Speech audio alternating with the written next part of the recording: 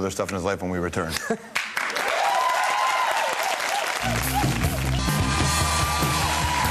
on, here on the hour. We're hanging out with Michael Buble.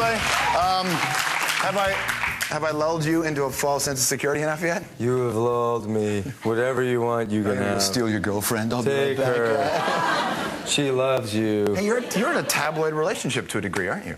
No, sort of. Sort of? I guess so.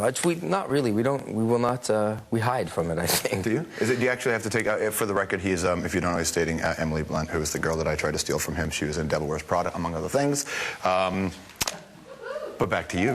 How do you deal with, like, has it been an adjustment, that part of your life? Yeah, I think she's 24.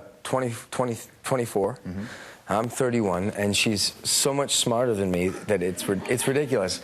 And so when you know, we were dating and stuff, and when the press asked me questions, I would sit and gladly talk about this girl. I love her, I was proud of her, and I would sit and go blah, blah, blah, blah, blah. And I think I was really stupid because I didn't, you know, I think the last thing I wanted to do was make people pukey with, like, you know what I'm talking about? Dude, people hate lovers. They hate winners. I'm sorry, but Brad Pitt and Angelina Jolie. Yeah. It's like, oh, you're rich and famous and you're very good looking and oh, you're happy too. People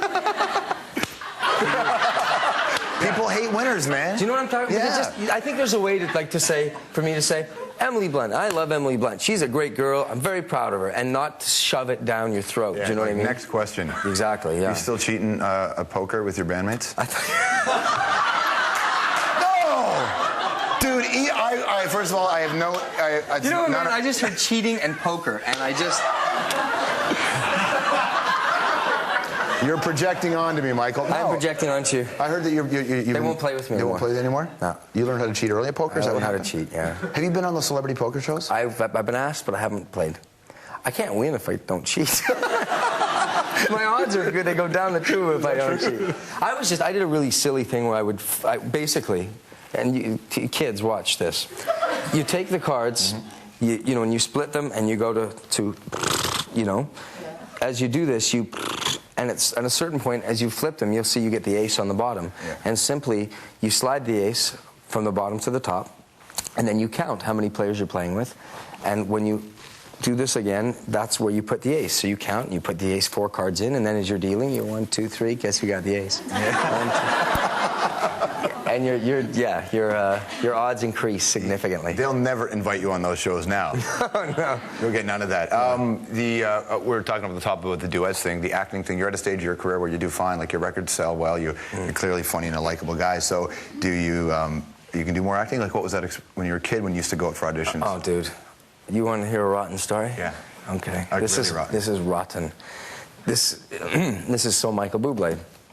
I went to an audition for a show called Robin's Hoods, there was an audition in Vancouver, and it was Aaron Spelling. Do you guys remember the late Aaron Spelling? Yeah. Actually, a wonderful guy. I got to meet him later, and he was a really nice man. Anyway, I auditioned, and I got a call back. So I went back to this audition. I was about 19 years old, 18 years old, something like that, maybe 20. I wasn't old enough to get into the bars to drink or anything. I remember that. So I come to the audition, and I show up, and there's about 15 or 16 of the hottest girls. I mean, just models. And I'm sure probably 1 or 2 of them are now TV stars. I mean, you know. And I come into the room, and Aaron Spelling is sitting there beside the casting agent. And, of course, there's terror that goes through your body.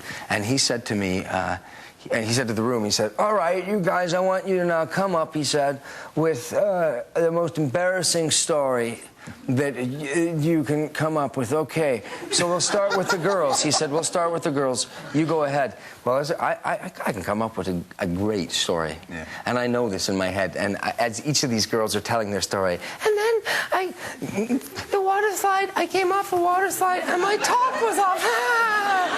And you know what I mean? As it went through, and I could see each one of them, I was like, you suck. I'm gonna, you know what I'm saying? Yeah, like totally. This. Yeah, and I wore white pants, and it was a heavy flow month. Okay, yeah. So I'm getting so it's happening, and I'm going through, and it comes to me last, and I'm ready to kick the shit out of this room and get this part.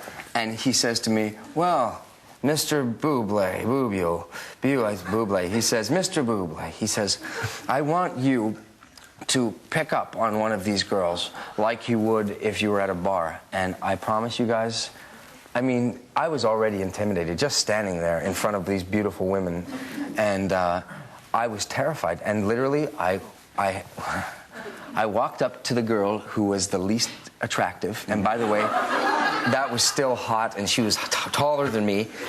And honest to God, I looked at her in the eye, and I said, "Fuck me if I'm wrong, but is your name Buble?" And he said to me, "Don't get out much, do you, Mr. Buble?"